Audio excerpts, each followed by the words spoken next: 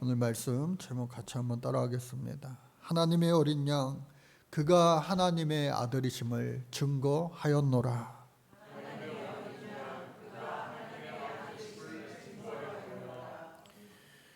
여러분들 한 주간도 평안하셨기를 주의 이름으로 축복합니다.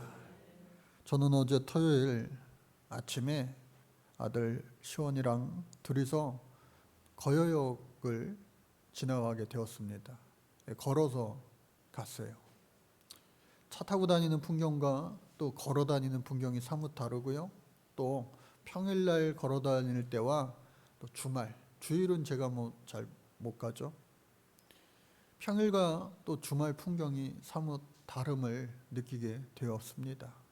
좀 사람들이 여유도 있고요. 좀 느슨하게 천천히 이렇게 다니는 것 같아요. 그런데 거여역 모퉁이를 이렇게 지날 때 제 눈에 띈 풍경이 있었어요. 시원이 정도 됐을 초등학교 고학년 학생이 의자에 앉아 있어요. 작은 테이블을 놓고 또 그 옆에 아버지 정도로 보이는 남성이 또 함께 앉아 있었습니다. 그리고 그들과 한 팀으로 보이는 조금 떨어져 있는 남성 한 분이 있었어요. 뭐 하나 자세히 봤더니 무료 성경 공부 그렇게 써 있더라고요. 대충 여러분들 감이 오시죠? 눈이 마주치면 또 말 걸까봐 눈 안 마주치게 적당히 쳐다보면서 어떤 데서 왔나 이렇게 살피면서 제가 돌아왔어요. 그리고 나서 그 저녁에 이제 말씀을 준비하는데 계속해서 그 생각이 나는 거예요. 오전에 있었던 그 풍경들이. 그리고 그 어린아이의 앞날은 과연 앞으로 어떻게 전개가 될까. 그들을 보고 또 종종 그런 부류의 사람들을 보면서 느끼는 것이 크게 두 가지입니다. 참 안 됐다. 저 영혼은 어떻게 할까? 저 열정은 참 대단한데 그것이 천국이 아닌 다른 곳을 향하여 가고 있으니 저 영혼을 어찌할꼬. 그런 생각과 더불어서 또 한 가지 드는 생각은 가짜들도 저렇게 열심을 내는데 진짜인 우리들은 도대체 뭐 하고 있는가. 이런 두 가지 생각을 늘 하게 되는 것 같아요. 특별히 요한일서 말씀 우리 같이 한번 볼까요? 4장 1절로 3절 말씀인데 우리 천천히 같이 한번 읽어보겠습니다. 시작. 사랑하는 자들아, 영을 다 믿지 말고 오직 영들이 하나님께 속하였나 분별하라. 많은 거짓 선지자가 세상에 나왔음이라. 이로써 너희가 하나님의 영을 알지니 곧 예수 그리스도께서 육체로 오신 것을 시인하는 영마다 하나님께 속한 것이요 예수를 시인하지 아니하는 영마다 하나님께 속한 것이 아니니 이것이 곧 적그리스도의 영이니라. 오리라 한 말을 너희가 들었거니와 지금 벌써 세상에 있느니라. 예수님 외에는, 예수 그리스도 외에는 여러분들 구원이 없다. 구원이 없다. 여러분들 이것을 평생 신앙의 고백이요 믿음의 고백으로 살아가 여러분들 천국문에 다다를 수 있는 주인공 될 수 있기를 간절히 주의 이름으로 축복합니다. 이것 때문에 우리가 예수 믿는 거 아니겠어요? 가장 근본적인 이유 바로 이것. 그런데 이 요한복음 말씀을 잘 알면 여러분들 우리 예수님이 누구신가 소위 신학적으로 이야기하는 기독론에 대해서는 아주 박사가 될 수 있어요. 그래서 제가 조급해하지 않고 이 요한복음 말씀을 아주 차근차근 몇 주가 걸릴지 뭐 예상할 수는 없지만 아주 자세히 차근차근 들여다볼 거예요. 그러니 여러분들 말씀을 들으시고 또 나중에 또 들으시고 하면서 이 요한복음만 잘 알아도 내가 절대로 좌로나 우로나 치우침이 없겠다 하는 그 말씀으로 여러분들 이 귀한 요한복음 여행의 시간이 되시고, 또 그 여행 가운데 우리 성령님을 깊이 만날 수 있는 기회가 될 수 있기를 우리 모든 성도님들 주의 이름으로 축복합니다. 그래서 지난 주일 말씀은 제목이 뭐예요? 내가 누구냐, Who are you? 였어요. 세례 요한에게 당시 최고의 나라의 그 권력 기관이라고 할 수 있는 자민족 권력 기관, 권위가 넘치는 바로 사내들인 공회에서 파견한 그 진상 조사단이 가서 네가 메시아냐? 그리스도냐? 물었을 때에 나는 아니다. 왜?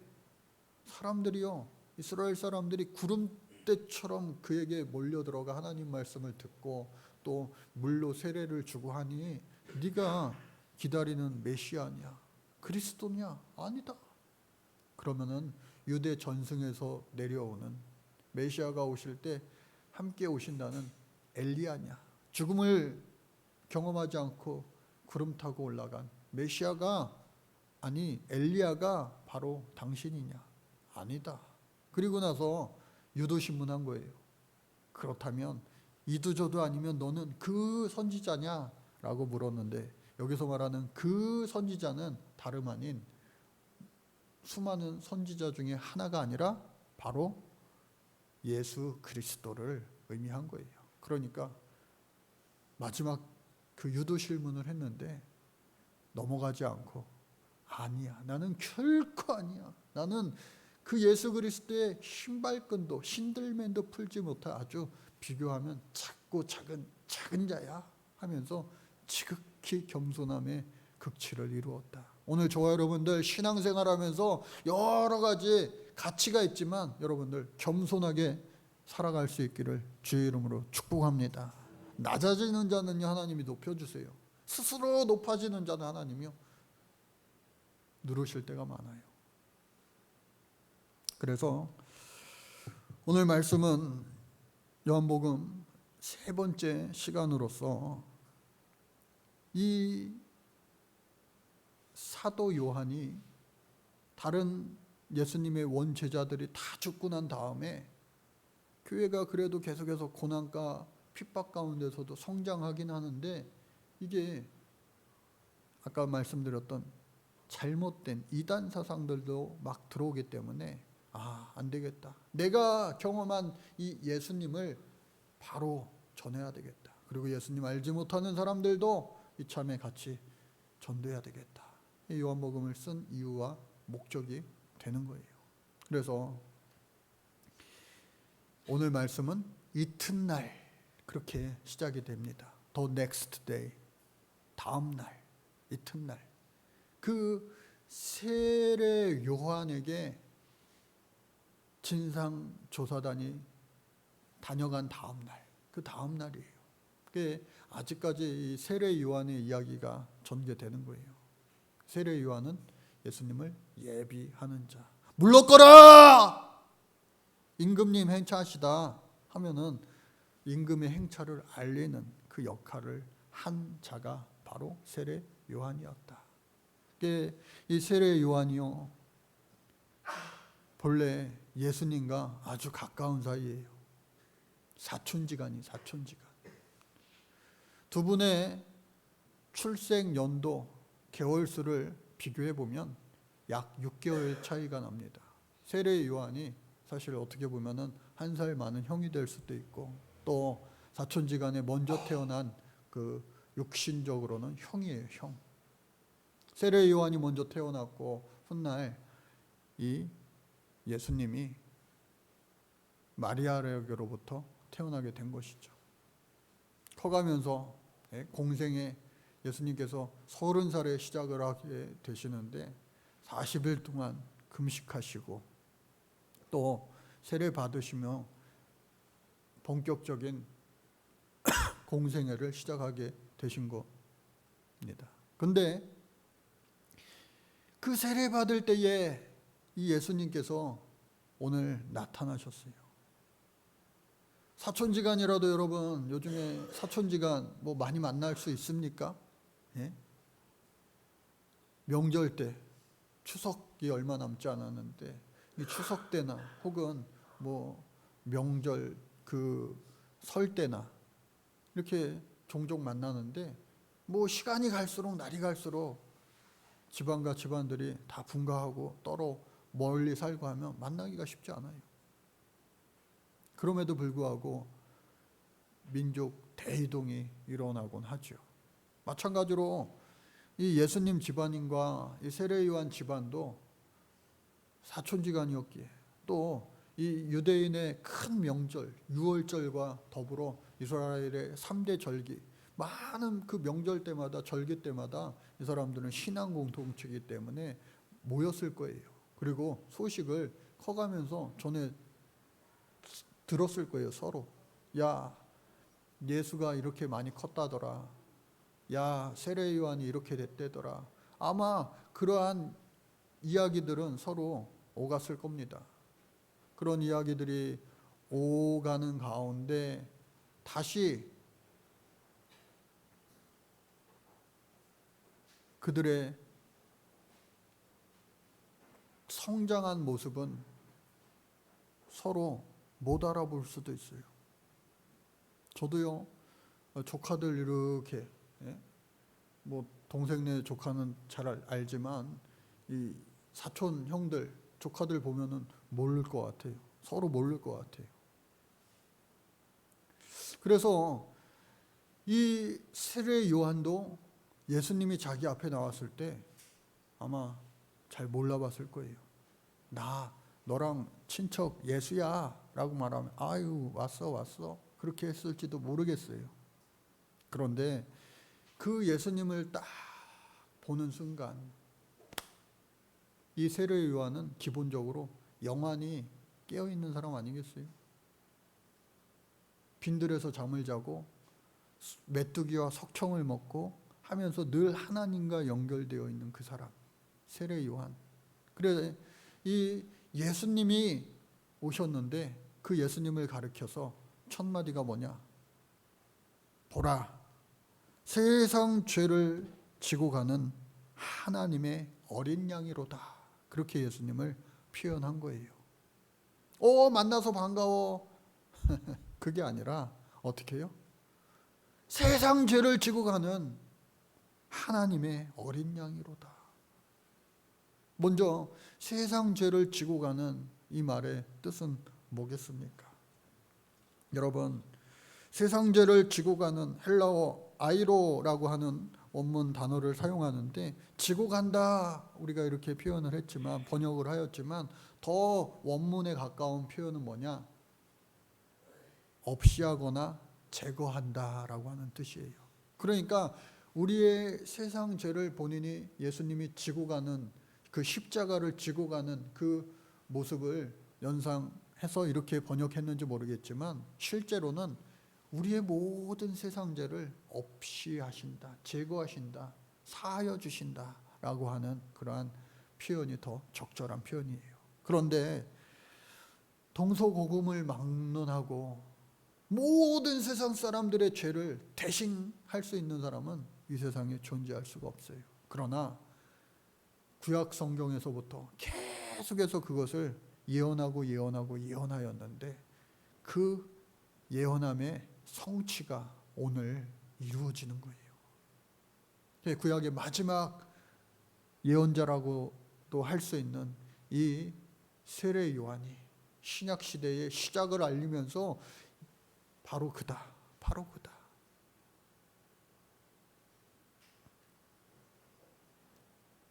우리가 예수님을 만나야지만 우리는 하나님의 형상을 회복할 수 있다. 하나님은 거룩이다. 우리도 거룩해질 수 있다. 히브리서 기자가 10장에서 10절에서 고백하는 내용이에요. 오늘 저와 여러분들 하나님을 만나셨습니까? 하나님을 만났다면 그 외적인 증거로 거룩함이 묻어나와야 돼요. 또한 하나님의 어린 양이로다. 그와 같이 고백했습니다.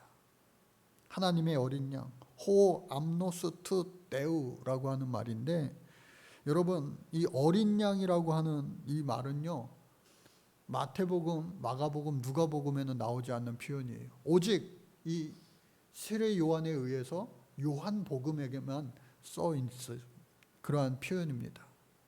양이라고 하는 말은 구약 성경서부터 계시록까지 얼마나 많이 나오는지 몰라요. 양이라고 하는 표현. 그런데 하나님의 어린 양이라고 하는 표현은 신약 성경에는 딱 4번밖에 나오지 않아요. 요한복음에서 2번, 또 사도행전에서 1번, 베드로전서에서 1번. 그만큼 아주 유니크한 그러한 표현입니다. 그리고 아주 중요한 의미를 담고 있는데, 하나님의 어린 양, 이 어린 양을 생각할 때 여러분들 어떤 느낌이 나세요? 저 죄송한 말씀이지만 학생들이랑 요즘에 양고기를 몇 번 먹으러 다녔더니 영어 성경을 보면서 NIV를 보면서 램이라고 딱 들어오는데 갑자기 양꼬치가 생각나가지고 주여 저만 그래요? 그래서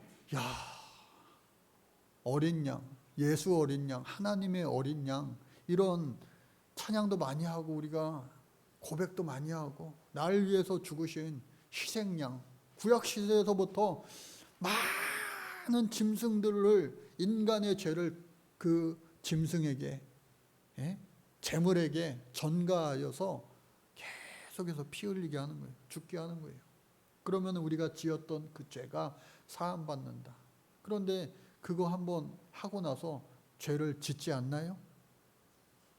또 지음으로 말미암아 수없이 많은 짐승들이 피 흘리게 되는 거예요. 끝도 없어요. 끝도 없어요. 대표적인 양이, 제물이 바로 이 양이었어요. 그래서 하나님의 어린 양. 그런데 그것이 바로 예수님 되신다라고 하는 것은 모든 세상의 죄를 이 예수님께 전가하여 아직 태어나지 않은 온 인류의 모든 죄까지도 다 전가하여 예수님께서 십자가상에서 단 한 번의 죽음으로 말미암아 이제는 더 이상 피 흘림이 없도록 한 것이다. 그래서 하나님의 어린 양이었다. 그렇게 표현을 한 거예요. 저 여러분들 예수로 말미암아 우리의 모든 알고도 지은 죄, 모르고도 지은 죄, 모든 허다한 죄가 다 주님 앞에 보혈의 피로 고백되어질 때 씻음 받게 되는 줄로 믿습니다. 가끔 가다가 나이 많으신 우리 권사님, 벌써 천국 가셨던 그 권사님의 그 처절한 절규를 저는 잊을 수가 없어요. 어느 권사님 한 분이 신방 때에 저의 손을 꼭 붙잡고 자신이 살면서 과거에 이러한 잘못을 저지르고 자녀들에게도 쉬쉬하고 몰래하고 아무에게도, 가족을 포함해서 누구에게도 고백한 적이 없는데, 목사님 이런 나의 죄를 하나님 용서해 주실 수 있나요? 권사님 평생 신앙생활 열심히 잘 하셨는데 그 권사님이 그렇게 저한테 얘기하시니까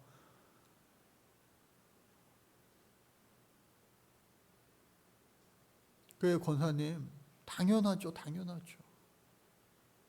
그 평생을 그것 때문에, 그 비밀 때문에 그게 얼마나 자유하지 못하고 그것 때문에 얼마나 억눌리고 속상하고 괴로워하셨을까 생각하니 너무 속상하더라고요. 오늘 저와 여러분들도, 우리 한국 사람은 한이 많은 민족이라고 하잖아요. 가슴에 응어리가 많은 민족이라고 하잖아요. 그 모든 것들이 주의 보혈로 여러분들 깨끗하게 씻겨지시기를 간절히 주의 이름으로 축복합니다. 10년 묵은 체증이 아니라 20년, 30년 평생 묵은 체증이 여러분들 싹 보혈의 피로 녹아지기를 주의 이름으로 축복합니다. 예. 그래야지 영육이 건강할 수 있는 거예요. 혈관 막히고 병 생기는 거 왜 그래요? 피가 안 통하니까, 돌지 못하니까, 막히니까, 사람과 사람 사이에도 말이 안 통하니까 서로 상처받고 속상하고, 말이 안 통한다고 서로 같은 한국말 하는데도 그러는 거 아니겠어요? 뚫려지는 역사, 통해지는 역사 여러분들 있기를 간절히 주의 이름으로 축복합니다. 예? 그런데 또 하나의 사건이 일어나는데, 그러한 고백과 동시에 일어난 것이 뭐냐? 아니, 예수님이 세례를 달라는 거예요. 내가 세례 받기를 원한다. 그러니 이 세례 요한보다 예수님은 한술 더 뜨는 사람이에요. 사람, 참 신, 하나님의 아들. 아니, 당신이 나한테 물로 세례를 주셔야지 어떻게 내가 감히 당신한테 세례를 줍니까? 여러분, 영적인 포스가 서로에게 느껴지는 거 아니겠어요? 이 카리스마, 힘. 그런데 저도요, 지금은 90세가 넘은 저 본교회 원로 목사님 계세요. 우리 교회 오셔가지고 부흥회도 하시고 말씀도 또 추수감사 때 전해주시고 그랬던 기억이 있는데, 감리교 교단장도 하시고 별의별 거 다 하셨죠. 그런데 그 목사님이 병원에 입원하신 적이 있어요. 80이 넘어서 80 초반에 입원하셨어요. 그래서 병문안을 갔습니다. 병문안 갔더니 그전에는 제가 항상 그 목사님께 기도받는 입장이었는데, 그때 제가 목사 안수 받고 이은 것 같아요. 저한테 이런저런 말씀하시다가, 정 목사 왔으니까 나 위해서 기도해 주고 가. 제가 병상에 계신 그 원로 목사님을 위해서 간절히 기도했던 기억이 있습니다.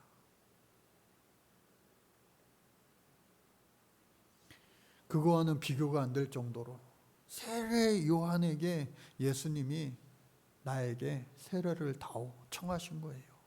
그러니 여러분들, 저와 여러분들 어디까지 겸손해야 되겠습니까? 어디까지 어느 만큼 겸손해야겠습니까? 여러분의 목표를 어떤 기준으로 잡아야 되겠습니까? 여러분들, 죽게 하듯 하라. 근데 예수님조차도 이렇게 하셨는데,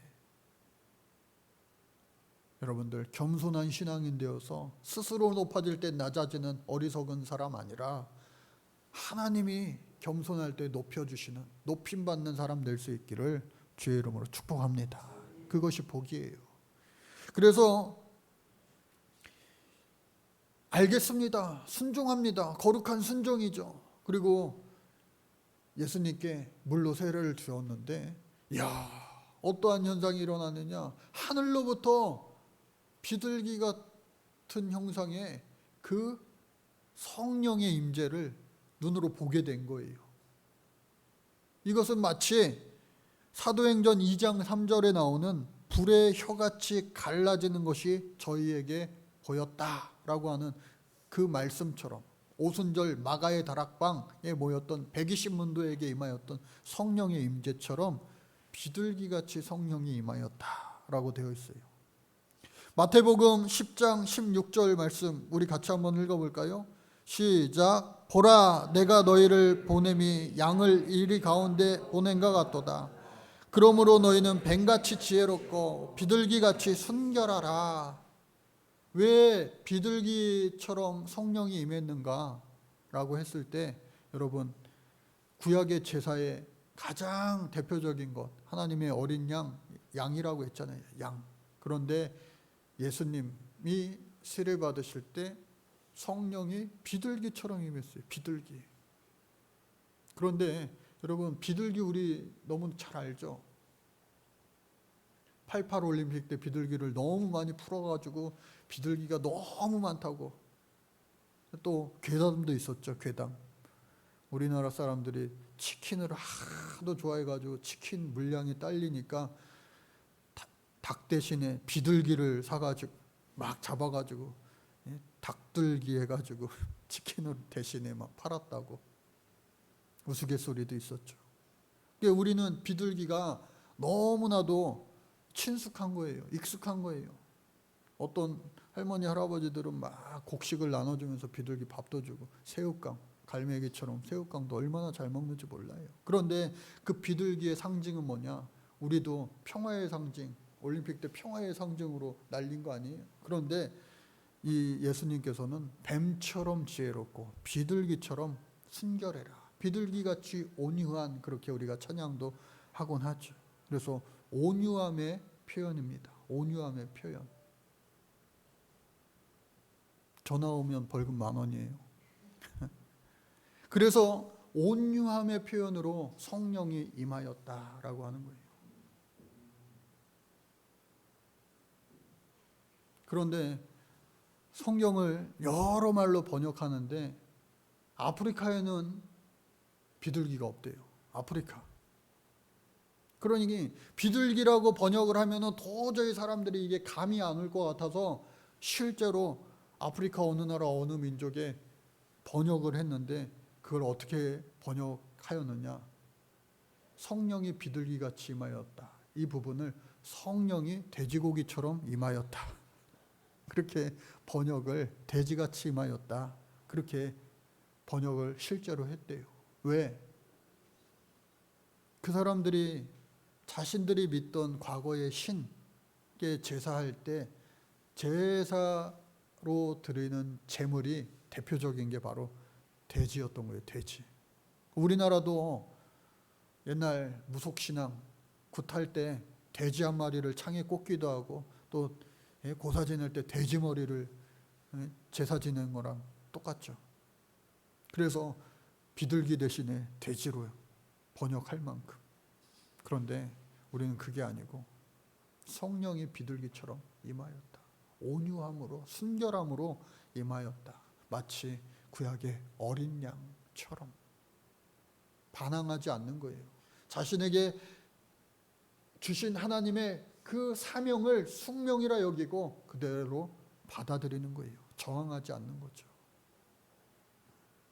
그래서 성령의 역사는, 한번 따라 볼까요? 성령의 역사는, 성령의 임재는 눈으로 볼 수 있다. 여러분, 성령 받은 사람을 보면요, 야, 달라졌어. 우리 애가 달라졌어. 우리 엄마가 달라졌어. 우리 아빠가 달라졌어. 성령 받으니까 그 사람 달라졌네. 예수 믿고 달라지는 거예요. 근데 어떻게 달라지는 거냐? 하나님의 형상을 회복하는 거예요. 우리는요, 아담과 하와 이후로부터 다 죄인이에요. 근데 그 죄 때문에 하나님의 형상을 닮을 수 없는데 성령 받으니, 하나님의 영이 내 안에 거하시니 내가 달라지는 거예요. 그래서 이 세례 요한도요, 처음에는 예수님을 보고 그 성령이 그 자리에 임하기 전에는 고백한 겁니다. 나도 그를 알지 못하였으나 나를 보내어 성령이 내려서 누구 위에 머무는 것을 보거라. 보거든 그가 하나님의 아들, 예수 그리스도 인자라고 하는 것을 알게 될 것이다.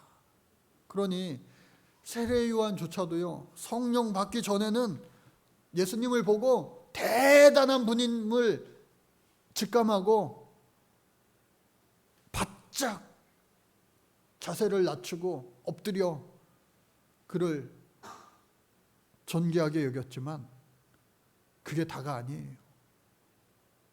성령을 받은 후에야 비로소 알게 된 사실은 뭐냐? 오늘 말씀 제목, 하나님의 어린 양, 그가 하나님의 아들이심을 내가 증거하였노라.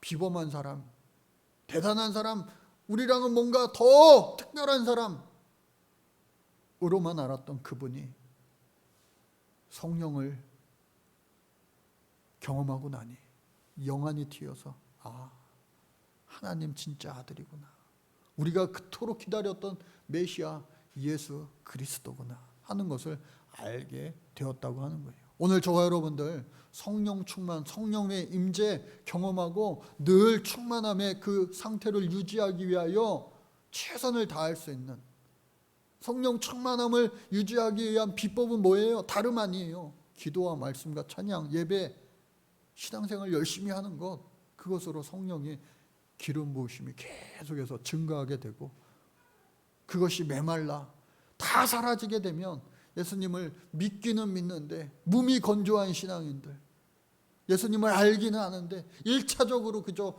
예수님의 이름만 알고 예수님의 속마음, 성품은 전혀 알 수 없는 그러한 존재, 그러한 껍데기 신앙, 예수님 앞에 책망받았던 회칠한 무덤과 같은 그러한 존재가 될 수도 있다.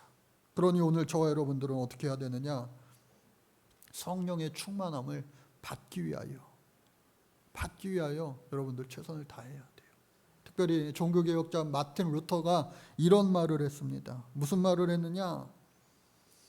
우리가 예수 믿는다는 것은 매일매일 세례를 받는 것이다. 우리의 신앙생활은 매일매일 세례받는 것이다. 그런 말을 했어요. 여러분들 세례는요 평생 한 번입니다. 가톨릭도 마찬가지고 우리 개신교도 마찬가지고.